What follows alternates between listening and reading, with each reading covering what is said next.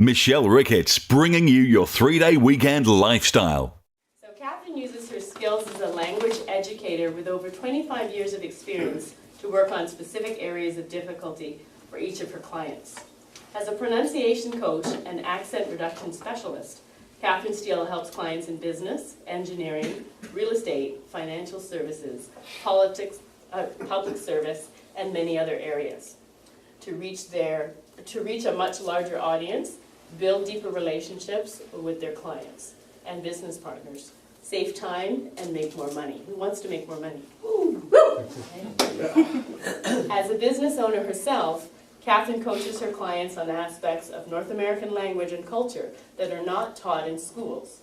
Coaching sessions with Catherine lead to a deeper awareness of what it takes to help a North American English speaker understand you.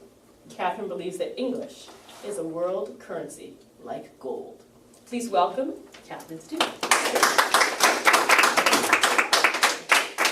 Hello. Okay, so who is a fabulous networker?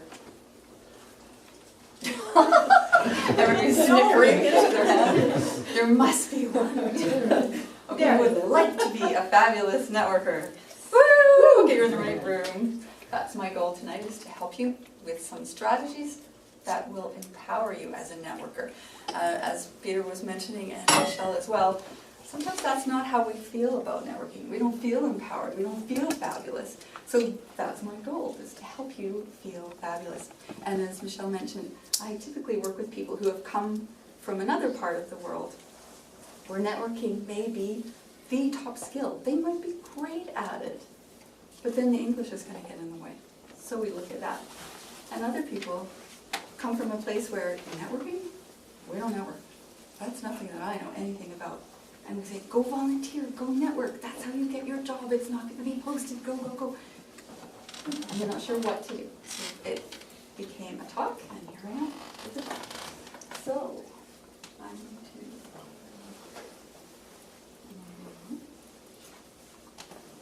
Would you like to know how to set the stage? Because just as Peter was mentioning, you have some things that you can work on before you get there that make it much easier. What are business relationship killers? How do you not fall into the trap of doing one of them? And strategies. My main skill is as a strategist. I see patterns, and I like to uncover the patterns for other people. Okay. What sound is the bear making? My dad took this picture. I said, stop the car, stop the car. I need this picture. And I went to take a picture with the bear because it is a sound in English that is not available in a lot of other cultures. What sound is it? Any ideas? The growl? Okay, so the shape of my face is a sound in Canadian English. Michelle has an idea. What is it? Like an ah? Like an ah or an a. Okay, so watch me. Is it ah or a? Or is it ah? Okay, so this is something that I help to get my clients more aware of, like what's happening with the facial expression. But the other reason this picture is there is because my clients have trouble with that one, that one, that one, that one, and there's one missing. So we've got bear, bear, beard, beer, and bird. This is a painful language to look at. That's mostly what I do throughout the day. Drink. And if it's a nice smoothie that you're going to make with kale and blueberries, it'll give you some energy. Okay. So sometimes people ask me how I became a pronunciation coach. I was just having a chat about that, and I said, my mom was a teacher, and I always swore I would never be a teacher. So that was not going to be me. 25 to 30 years later, right? So I worked with the federal government. I've been a French immersion teacher. I've worked with the federal government in Canada Immigration Settlement, putting people into English classes. I've trained people in Mexico and Japan, Quebec, different parts of the world, and everybody came to me. So I've had over 7,000 clients. That many years and that many group classes, you get a lot of people. And a lot of listening and a lot of potential for understanding in reverse the problems of North American English. Okay, there I am. I'm either 2.5 or 3, this is my little brother. And I am the chattiest little girl you've ever seen. I learned to read at about 3, and I had this huge vocabulary. My dad called me ferocious because of the big words I liked, like ferocious and magnificent. And I had 2 favorite things. One was a chatty Kathy doll, and I don't have the exact picture, but this is sort of similar. A tall doll, because I was a tall little girl. And when you moved her arm, she would walk. But she was known as Chatty Kathy. And so was I, you know. Right? So was I, Chatty Kathy. The other thing was a tricycle. They found a big one for a tall little girl. And usually they're too small, with long legs sticking out everywhere, not getting any power, but they found a big one. And I would just fly, the wind in my hair. And then one day, you know something happened. I came down the porch steps, beautiful sunny day, and I tripped over the tricycle and slit my tongue right down the middle on the part that you kick, right? There's a sharp edge around that. Well, this is me as an adult, and you can see I sliced it. So they had to put stitches in. And my opinion was that we could just use a Band-Aid, but that wasn't going to work. So my mom, I remember how scared my mom was. I don't remember much else. And I do know it was painful later, but at the time it was just that my mom was so afraid. And you can see I don't close my lips completely. So for quite a while, I was really reluctant to move my tongue, and I actually had to learn to speak English again. Speak any language. We were in Ottawa, so I was probably partly learning French, and whoever else was in the neighborhood, I was learning their language as well. So you can tell we were not rich. So we lived with all the other new immigrants to that area, and I had tons of sounds, and my dad would play with facial movements and play with languages, and so I grew up with the idea that you could play with these sounds. So I think I kept the sounds longer than many people do. When the little Pepe was running along, and the Speedy Gonzales, arriba, arriba. So I was still making it, even with my poor little tongue. I wanted to make that sound. So I have an advantage there, growing up in a very multicultural environment. And at this point, I'm 12, and I'm winning competitions. I'm winning speaking competitions. So obviously the tongue straightened itself out. I grew up in Williams Lake. It's a cow town. It's known for its stampede. We had 4-H, which is Head, Hearts, Hands, and Health, and it's a club for kids to raise an animal and sell an animal. I was in the sewing club. Sewing's not sexy. Raising a cow, much sexier in that city. But it meant that I had the opportunity to do things like public speaking, judging, and win stuff. And I won everything. I have like a gazillion ribbons from one year for all of those activities. I don't know how it happened. And I was chosen to go to the PNE for 2 weeks in the summer. You're 13, and you have everything free. Free food, free rides, free friends. I fell in love with the guy with the goats. Great year. So I got the tongue back. I got the speaking back, right? And my first big speech, my winning speech was Alexander Graham Bell and the telephone. It was my big 13-year-old speech. So this is a little mini trophy, just for it. Language is literature and linguistics from SFU. Your 80s hair, Japanese business card. This is Kiyasarin Steele. That's who I am in Japan.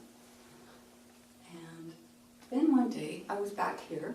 I was teaching at a big school for international students that would go back home to their country. And I saw this. And I knew it to be true from my years with the university. Being ignored in the workplace is more damaging than bullying. And as a child, I was bullied. I think many people are bullied. It leaves such an impact. And so I didn't want these people who were bravely coming to another country to be ignored and be bullied and feel less than they were when they got here. Especially if I could do something about their English. And at this point, sound. I realized after going away for 5 years and coming back after my government job, that those people that I had been putting into English classes were still working at 7-Eleven and then cleaning the hospital at night. They needed 2 jobs to make, sorry, it's very emotional, to make it. Their teenagers were out on the streets and they were prey for the gangs.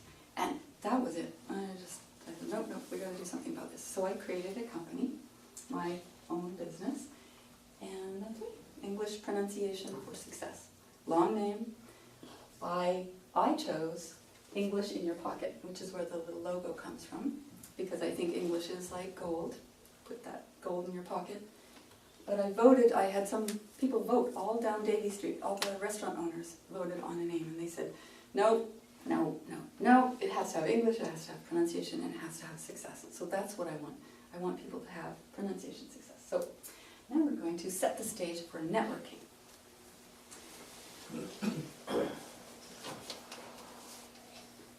I used to have a much longer sword. And why do I have a sword? Does anybody know? So you can cut their tongue? All these things. No. Where would you feel comfortable if I had a sword? How far away would you need to be? Longer than the sword. Longer than the sword. Good. I used to have a much longer sword. I had a rapier. And it's hard to get through the airport to Calgary with a sword. It's plastic, it's Halloween, right? But it looked real. There is a space that we have, we know it when somebody's juggling on Granville Street with the rollerblade and the stroller and somebody's kid, and he's juggling them, and they're on fire. That's about 12 feet. When it comes to other space, we have another need for distance. So let's just look at this. Click ahead. That's going to come up. So, how many people brought business cards tonight? We're setting the stage. Oh, awesome! You guys rock! You knew you were coming to a networking. Good. You wouldn't believe how many people forget them. What do you do if you forget your business cards? Take their number. Take their number. No. Put it in your notes. Take your email. Take their card. Take their card. Does anybody have an emergency last card, mangled, kind of bent, Sometimes. that never leaves their wallet or their purse? They can take a picture of your card. So always hang on to one. They can take a picture of it. Okay. Did you write anything on your cards?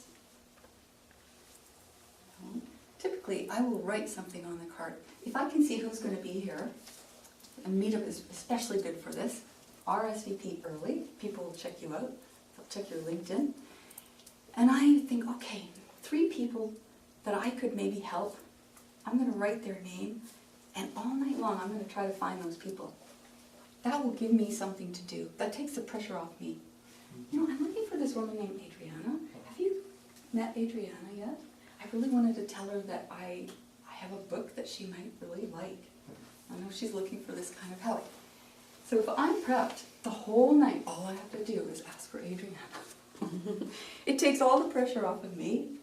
They can ask me questions, I can talk about me, but I've already got an in. And then all of a sudden he's, I found Adriana! And it's the happiest thing because people are trying to match me at that point. Okay, so the suggestion for setting the stage. We talked about this, public speaking, not people's favorite thing. It feels like you're dying. Most people would prefer to do anything else other than public speaking. But you have to decide, is this going to be a public speaking event? Or is it going to be something else? Can you reframe it? Can you change it and make it into something that's not life and death, like the grade 7 project or whatever, right? Or your thesis defense. It's not your thesis defense, right? Although we put them in the same category. Okay. They're going to look at you. That's the biggest fear. I forgot that you have to wear socks in here. I have nice shoes. Just so you know, matching blue and blue. But I'm going to be barefoot in front of this group. How does that make me feel? What can I do to take the pressure off of that and think of something else? So gum. Do you ever offer another person gum when you're at a networking event? It's a great thing. It's a great thing. And what do they say? I say, would you like some gum? And they say, thank They usually do, because they usually think, well, I probably need it. They think, oh my God, do I have bad breath? And so you have a choice. Do you say, yes, you do? What do you say? No, I'd just like to share this. Yeah, I thought I'd have one for me. Yes, you could just say, I just want one for me, I'm going to share it. You could say, I think everybody's just had dinner, so you might want to have a gum, because they always say, no, no, no. That person will love you forever. You went into the danger zone. You went into true friend zone.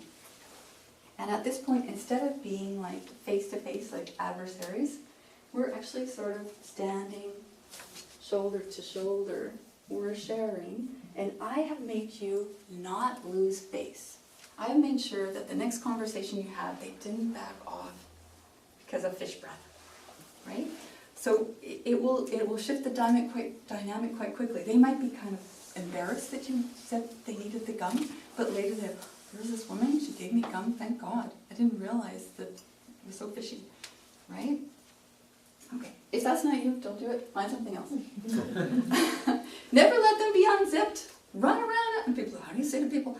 You just walk past them. You keep going, you keep going. Zip, zip, zip, you do zip, zipper. Don't look them in the face. But tell them, don't let them go all night and then suddenly realize. That's really embarrassing. But they will think, hey, just got my back, right? Mm-hmm.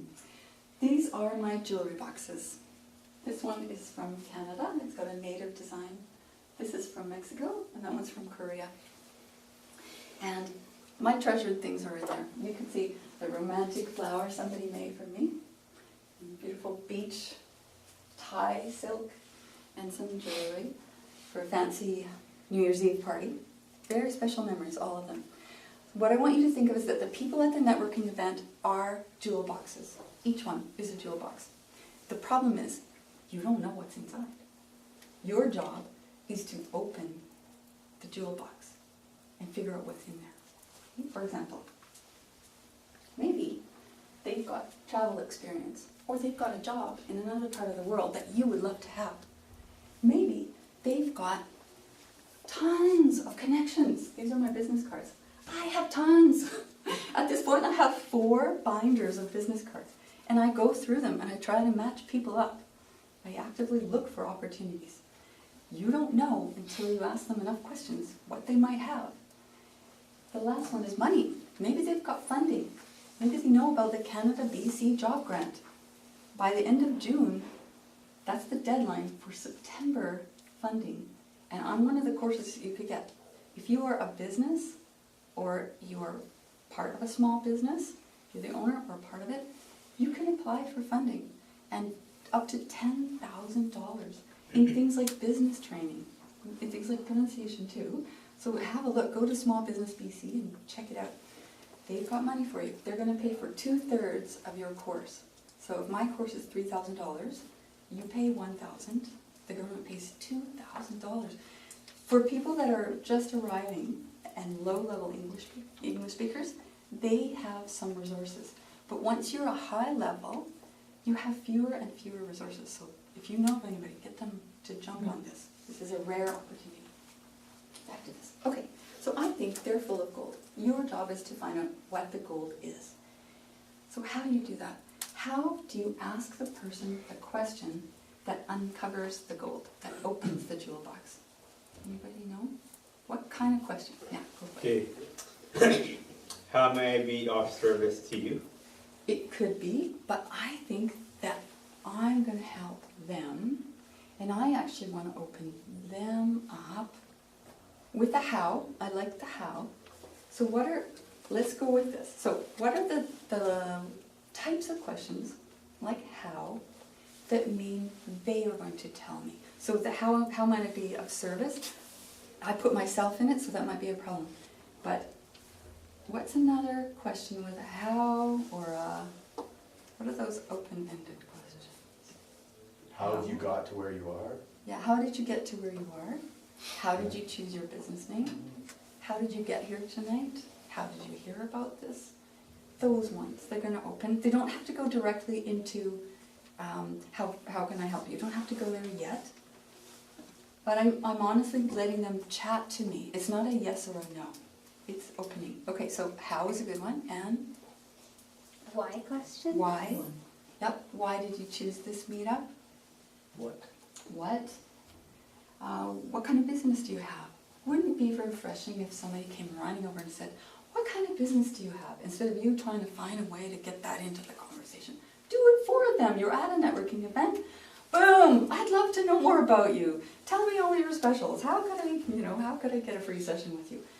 They would love you to death if you showed that kind of interest in them. And if I say, what kind of business do you have? What kind of question are they going to ask me?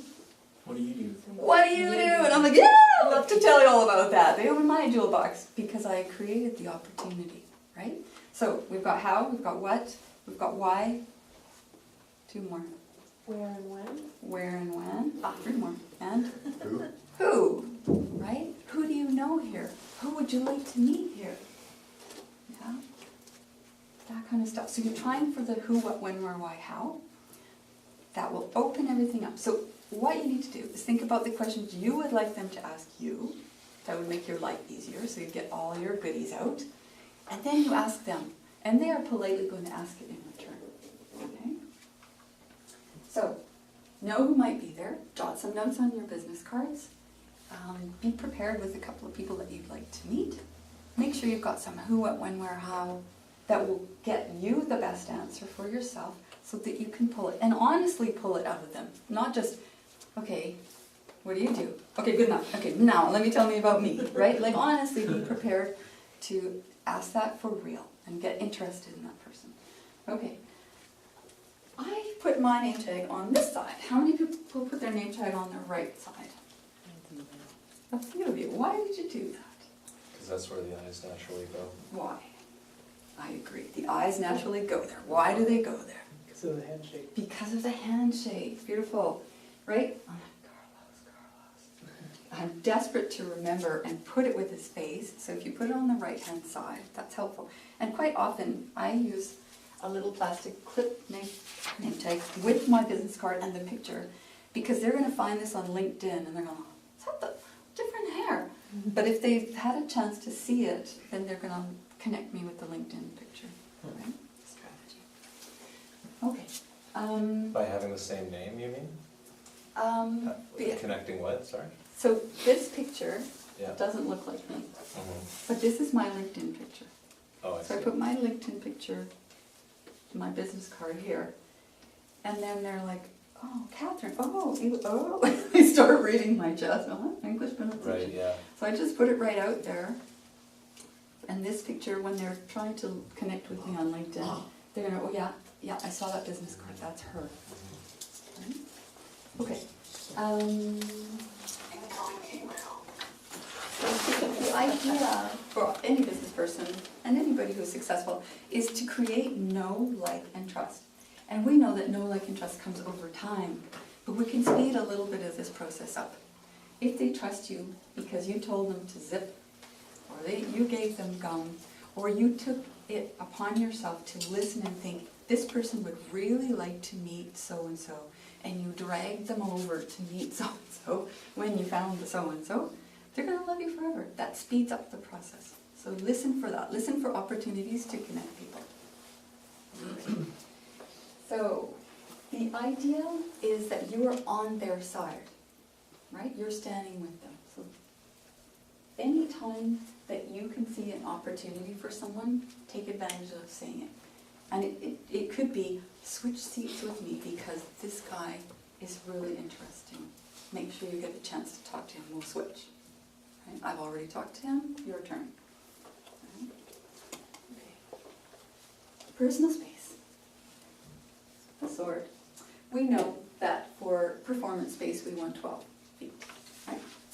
How much space do we want for, I don't know you yet, space? Depends on where in the world you live. Exactly. So how much do we need here? Like a handshakes distance. A handshake's distance, you're right. There is a specific length to one of these gold ribbons. And I'm going to have you hold this, put it to your chest. Okay, and let's see if we can Pretty close, yeah? That makes sense, doesn't it? Short arms. And there's but that gives you the idea, right? So when you think of this, I want you to think, when you came in here this evening, where did you sit? Did you sit right beside the person? Or did you leave a space? Did you leave a space? You sat beside me. I sat right. I was your person. Okay. But do you see that there is a similar distance between the two chairs? The reason, sometimes people say, damn, I'd like me to sit somewhere. No. You're much too close. I'm respecting the space. But then if I turn my legs and my body, and it's something about the butt. Your butt needs to be a certain distance away from each other. Lean in a bit and watch the other person's body language, right? Okay. So now I've doubled it. What is this space? Is that like an area of trust?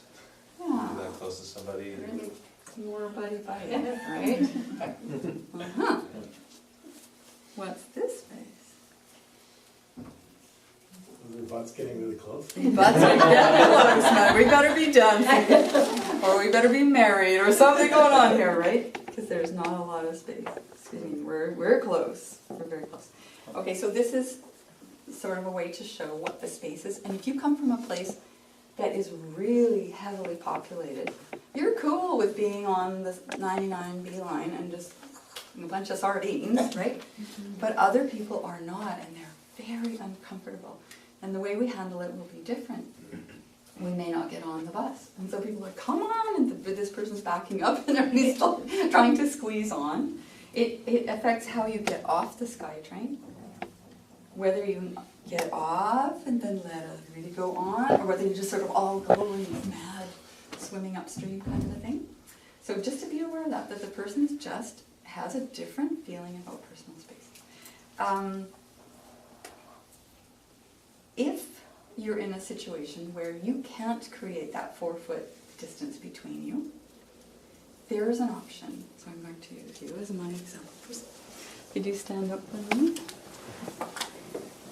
So we're in a place where we're trying to network, and I'm hemmed in, there's a camera, and we're way too close. Okay, so this is the problem, that we're pelvis to pelvis. That's our problem.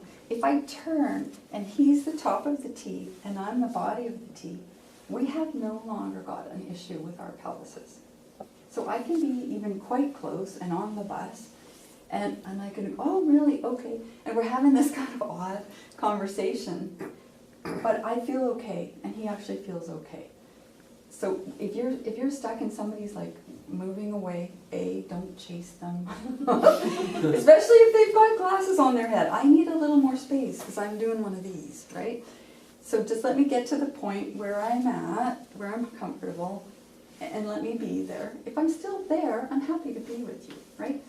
And if not, one of us will just turn and continue the conversation. Oh my God, really? I never thought about that. But we are respecting this distance. Right? So just a tip. Okay, thank you very much. You're an awesome tea and dance partner.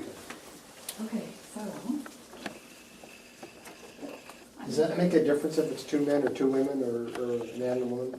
And that kind of There stuff? are all kinds of different variations, and basically you just have to be aware of the other person's reaction to you. So I'm going to show you some pictures and you let me know how it's being handled. Do these people know each other? No. No. Do they like each other? Maybe. Maybe. They don't What's like the each other. maybe? Well, the one on the left has got closed body language. The other one seems more open to the discussion. More relaxed. They were on that bench for at least half an hour. The girl is from Brazil, the guy's from Canada. And the guy now has an elbow, into the 4-foot space. They are respectfully leaving that space. And they had a long conversation, but they are a long conversation as two people who don't know each other and may or may not want to get closer, right? But they chatted for a long, long time. These guys, do they know each other? Yep. Yeah. And we don't know if they are celebrating, if someone's crying, if they're lovers, we don't know. But they're in that very intimate space. They're touching. God, this is my family. Do we like each other? Yes. Does anybody feel sad for somebody? This poor guy over here, nobody likes him. Somebody's taking a picture, right? That person. This That's the person person. stepped away, right? So we're all just, it has a look, right? It's so cute, oh my God. This is me. I think I'm 25 or 23 or something. Okay. We typically need about 4 feet, give or take where you live. If you live in a small place like Williams Lake, it's more. A big place like Vancouver, it's less. And even things like perfume can invade space. So if you wear lots of perfume in one place, and then you come to another place, I remember when we first got here, as little ones, we knew someone was coming with perfume from at least a block away. And it was overwhelming. It was like we were hit with this wave of scent. So sometimes less is more, right? Okay. If they step back, that's fine. If they're just creating a space that they're comfortable with, don't chase them around, right? None of that. And a handshake is a good way to judge how far that would be. If you're a guy especially, stick your hands in your pockets. Women have a thing about hands. Get those hands handled. Put a cup of coffee in one and your hand in your pocket. Don't play with your keys. It makes you think that the person's not listening, but you can get your hands away. And Yeah, don't people kind of psychologically, like our subconscious kind of feel that like psychology says that it's like we consider that somebody's hiding something? Maybe, or that you might have a weapon, Yeah. right? Yeah, But there so are, it's kinda it a sort of distress. depends on the situation as well. Or lack of confidence as well. kind of And maybe, shows. so you see a lot of You're guys more just closed putting their off. thumb in their belt. Yeah, that's They're fine. just dealing with their hands So somehow. putting all wins, like, Yeah, yeah. yeah, they put their thumb in their pocket or something, so their hands are handled, right? Okay, and when you are sort of leaning away, if you have to, then you better be really smiling and nodding and showing that you're really interested in the conversation. Okay, body language. What does this mean? Good luck. That's a good idea. Any other idea? Here, it's a SWAT.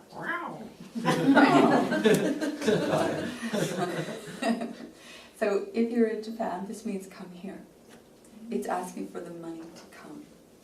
But this means goodbye in Canada. Go away. Or SWAT. So it doesn't work. So how do you say come here in Canada? This way. Underhand. And this is really rude in some languages, right? So when I got back from Japan, I was this way. I hadn't quite figured this one out. I was halfway between, I was getting there. Because I couldn't remember fast enough which one it was supposed to be. Just to say that not every gesture is understood the same way, right? So you have to watch your gestures. But we're here, so you need to use the gestures that are common here. Because the people that are new are trying to study this stuff. They try to figure out which side of the road, they try to figure out all this stuff. So if you stay with the one that your mom taught you, if you were born here, you're going to be fine. And it will be helpful to the other person. It's when we try to be helpful to them and they're trying to be helpful to us. And, oh my God. In Japan, I was riding a bike. Which side of the road does Japan drive on? On the left. Left. Yeah. And they ride bikes on the left too. So when we came to the corner and there was somebody there, I went right, he went left, and we hit. So the next time I went with a friend, I was yelling at her. Left! Left! Because he did what was right for that country, and I learned. Okay, so that's the idea. Do not try to be so helpful. It's not helpful in the long run because they think they've got it right. And then they're going to learn it later when they thought they had it right. Because that's how they reacted in the first situation. Okay, so I'm using we and they. It's very complicated in Canada because half the group is we and half the group is they and everybody is we. But bear with me. People that were born here and follow this pattern easily, right? The North American right side or handshake or distance, right? That's what we're looking for. Okay. Hello, my little kitty. Uh-oh. done something that it doesn't like. I wonder what I did. You're good now. Am I? Okay. Does this guy want to share the bench? No. Absolutely not. The spread legs, he's plunked himself right in the middle, parked the bike. These guys, would they share? Maybe. They kind of look like they've left a space, and this invites conversation. So when you get to the networking event, don't pick the one at the end. I always do because I usually have a suit face. But everybody, if you're the one at the end, then I have to somehow my butt in her face, too close this way, too close. By the time I get down where my chair is, I will never talk to any of you again because I've embarrassed myself. If I bang into this person, I've embarrassed myself. I can now only talk to these guys and they're all laughing at me. Or I think so, right? So don't be the one that sits in the end. Scooch in. And create the space, leave a space, knowing that it's going to be someone that you haven't met yet that you're going to talk to, right? Create the opportunity. Imitation. We're going to get into something called mirroring. It's the most sincere form of flattery.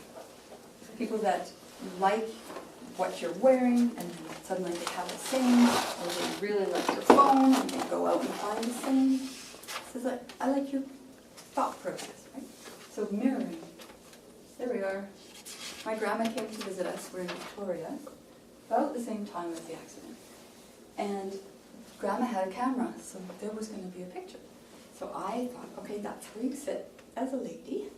We're sitting like that. So I go to my mom. And these guys are doing it automatically. They're a couple. She's from Korea. He's from here. But they walked in step, and he, just before this, you can see his hands are down here. His hands were in his pockets in his sweater. They've got the same colors. They walked forever in step. Right? These guys, they all kind of look the same. Right? Look at these two ladies, the hats and the little feet. Right? So if you can, when you're at a networking event, try to look, act, or sound like the people that you're with. They will understand you fastest, which is why I'm saying allow people to learn that we walk on the right-hand side and that we get off the train and then we get on the train. Allow them to learn that because they are trying to copy and be like the Romans. They're here, they're trying to copy. We have to give them some good examples. Okay. Common sense doesn't apply. Okay, we get angry because we think everybody knows this, why aren't they doing it? There is no common. The common in one place is very different than the common in another. And when we get to Canada, it's such a mixed soup. However, there is one pattern that people expect. So try to be the person that says, you know what, hang a little to the right. Okay, got it. Right? It's the same as putting a little thing on the escalator that says, stand on the right, walk on the left. They finally got the idea that we should put a little sign, and then everybody knew what to do. Okay. You want to be a welcoming magnet. So I'm going to go back here. I'm going to decide. If I take the initiative to make this networking event really successful, I am going to approach you. I'm not going to wait until somebody comes to me. I'm going to be the little bee. You are the flowers, I'm the bee. I'm going to see how many flowers I can find. So the eyebrow flip. This is, oh my God, hi! So nice to meet you. Did you see for 1 minute the eyebrows just went, you cannot leave them up there. It's a little weird. Right, you give them a quick, woo! You brighten my day, right? A little look and a smile. And you come flying at them with the hand out so they know what's happening. Are we bowing? Doing cards? Oh, she's got the hand. Okay, we're doing the hand. Right? You make it easy. This person's interested. She smiled at me. She's excited to meet me. We're going to shake hands. I'm ready. From a distance, I know what's coming. Right? You've taken all the pressure off the other person. They are going to love you. Right? Okay, so I want to talk about handshakes. I have these lovely Olympic mitts. And it's the idea that there's something in the middle that I love about them. I want you to think that it's your heart we have a big heart in the middle instead of a maple leaf. We've got a heart line and a help line and how many kids. I don't know how to read palms. I want the heart to be on the other person's heart when I give the handshake. And we talk about a firm handshake. And what the heck does a firm handshake mean? Has anybody been crushed? Yeah. People think it's crushing. No. It's not crushing, but that we never explain anything more than firm. Well, it's firm. So I'm going to tell you what firm handshake is. And we're going to pass it down. And we have a name for something that's not a firm handshake. It's either crushing or it's this. What's this one? What's the name? It's like a limp wrist. It's the dead fish handshake. It has a name, and it's so yuck, right? It's like, ugh. Feeling. Okay. How many people have received a dead fish handshake? Yes. And been absolutely grossed out? Would you hire that person? No. Would you dance with them? No. Would you stay in the conversation? Probably not. They're creepy. And the problem is, they told you they didn't want to touch you. That they think you're slimy. I don't think they're slimy. I gave them my whole hand and they went, oh, as though I were dirty, right? And most cultures that have that style of handshake have no idea. That's an elegant, gentle handshake. There's cultures that use Yes, many cultures. If you have friends who speak Farsi from Iran or Iraq, that's their That's gentlest, their- most elegant handshake. Just Men or offer women. a limp. Well, it's different. It's like the cat, right? It's different. So, it's worth telling people how to make a good handshake because every interview, you know they're going to die right from the beginning. You know. So, we've got buddies that don't know. Let's train. Okay, the idea. Okay, how many people hug people when they meet them? 1, 2, 3, 4. Sometimes. Sometimes. option. My family, not big huggers, and a lot of families, no hugging going on. If you're Italian, cool. If you're Latino, cool. Right? Brazil, Mexico, Colombia, they're hugging. Russia, mwah, mwah, mwah, mwah. Right? A lot of hugging and kissing going on, but we are not that. So instead of the hugging and the kissing, we put it all into our hand. This is our hug. So if they miss that, they do not hug the other person. Because we're not hugging. So you have to go in until there's nowhere to go and then wrap your hand like you're hugging someone. If it's even a little bit out, it's like you're refusing a full hug. It's like those girls that, right? They don't really want to hug you. Don't do it, guys. They are not interested, right? You know the feeling, right? Ladies too. Those guys that are like, oh, she's hugging me. Really not what I expected, right? That, we don't want that feeling for the handshake. We want, wow, cool, nice to meet you, what a pleasure. Okay, so I'm going to give you a handshake and you're going to pass it down. So, and I'm going for everything. Nice to meet you. Okay, and I'm not squishing them. I'm just going in all the way. Nope. There. Nice to meet you. Can you pass it down? Go all the way. I'm going to give you one too. Nope. I want in. Really in. Okay. And I'll give you one too. And I want more. No tickle. That's the secret handshake.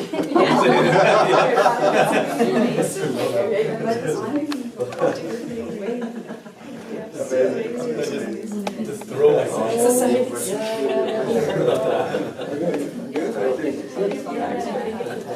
I'm coming over. The handshake that we brought. No, that's good. There's just no hesitation. He pulls you in. Yeah. You like attack. Okay. So now.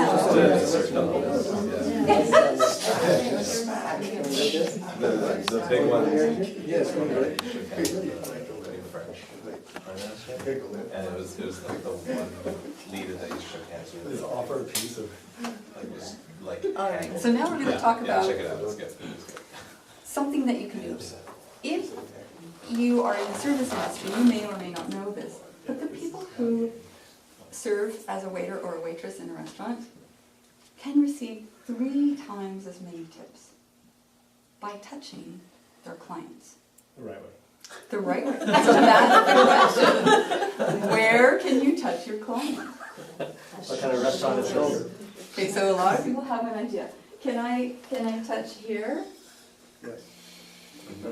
Or is it more here? Yeah. More there? So it's kind of specific. You go for Can the I put my spot. hand like this? No. No. If I'm two men, can I walk with my hand like this on the other man's shoulder? Talk to the other man? There are a lot of people who do that, right? Yeah. Can I hold hands with another woman that's not my partner? Yeah. Yeah? Depends on depends on the culture. Exactly, but our culture is not as accepting as we think. Mhm. No. Yeah, that's Or true. they have an opinion that you guys are a couple. Mm-hmm. And if you're not, that's an issue, right? So it's something to think about that we don't. We don't do a lot of holding and hugging. Okay, so where can I touch? Where am I allowed to touch? Can I put my hand here, a man against a woman? No. Lower back. No. Upper back. Upper back? Yeah. Oh, that was good work. Maybe, Yeah. maybe, not so bad. Outside of, like But the some outside women of are the going, line. ooh, I don't like that, I don't like that. Right, so there may be things we didn't know. Okay, so the official thing is between the shoulder and the elbow. Can I do this? No. No, you poor little old guy, let me help you. We've seen some battles in the news between some leaders of countries where somebody helped someone through the door. It was not happening. So, yes, between the shoulder and the elbow is sort of fair game. And how long do I touch? Can I do this?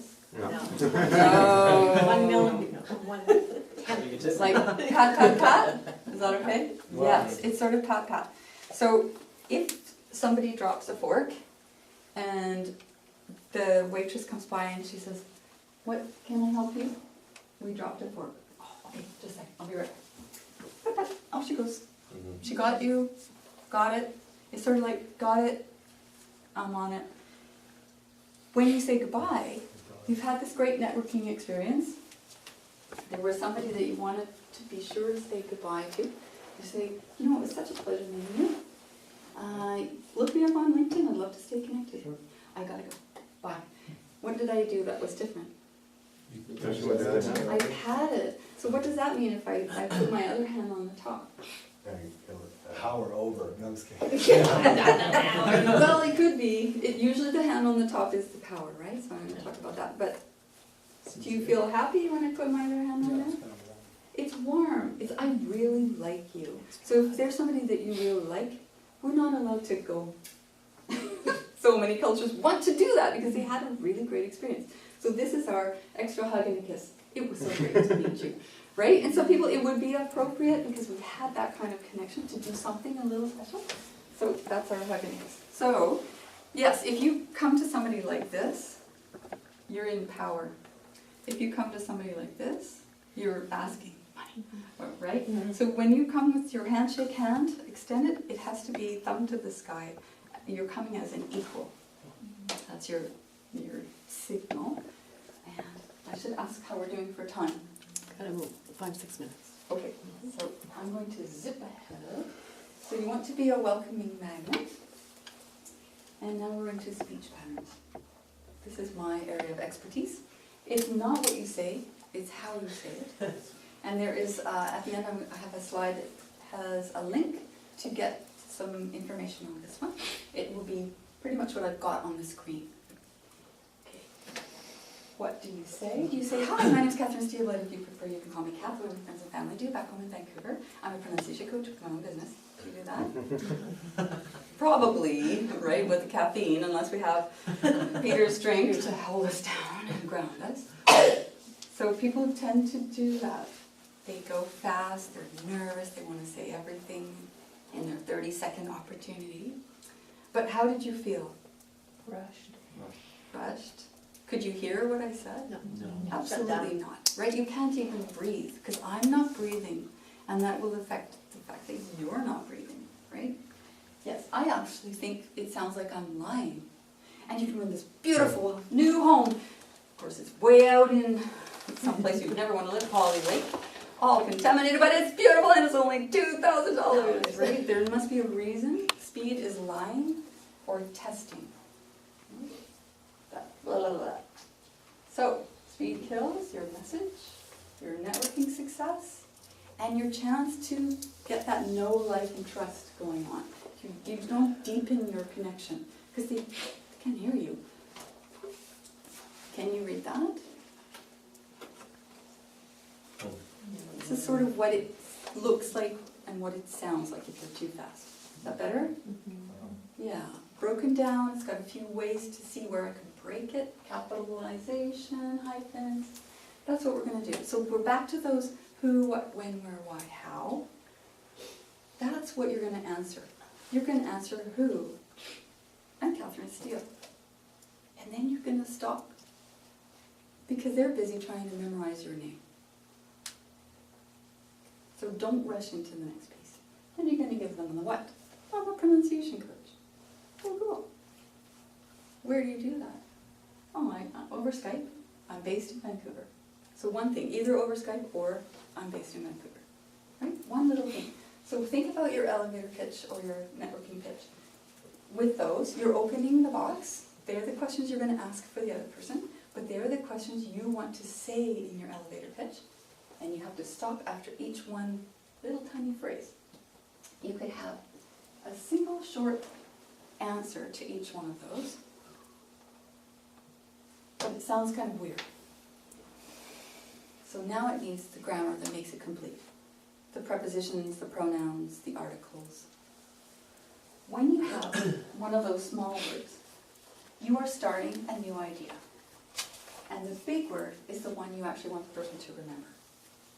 So when you look at this, if you look at from a grammar perspective, it's pronunciations, pronouns, conjunctions, etc., all the horrible stuff. What I do is take this and I chop it up. And I see, oh, some punctuation here. Hi. And then I see a little verb here. My name, chop, is Catherine Steele. Oh, comma. But if you prefer, I probably have to make a long chunk. Chop. Cat. So I'm using those small words to lead. These are small, small, big. Small, small, small, small, big. I'm trying to find from small to big, small to big. And my voice is going to go, but if you prefer, you can call me Cav, the way my friends and family. So in English, I also have a sound difference. I go from a small sound to a big sound. And it looks kind of like that. Small, big, small, big. And what happens is you break it up.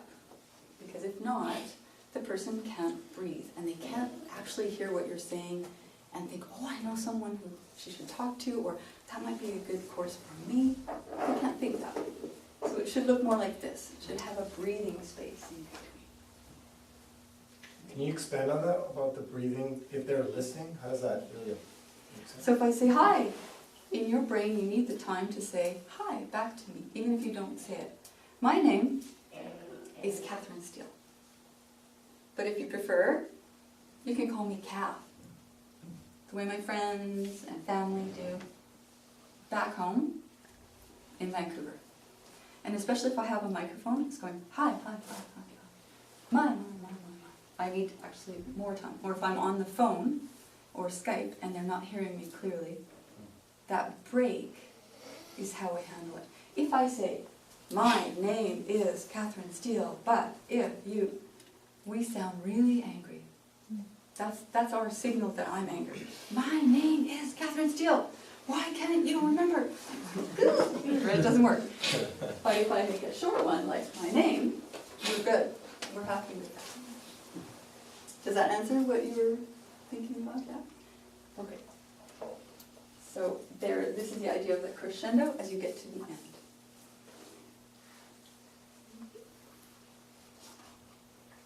And talk too quickly, you sound like you're lying, or it's test.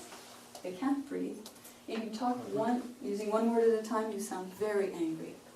So the idea is to speak in sound bites, little sound bites. And if the video gets chopped, you're going to be happier if there's a sound bite.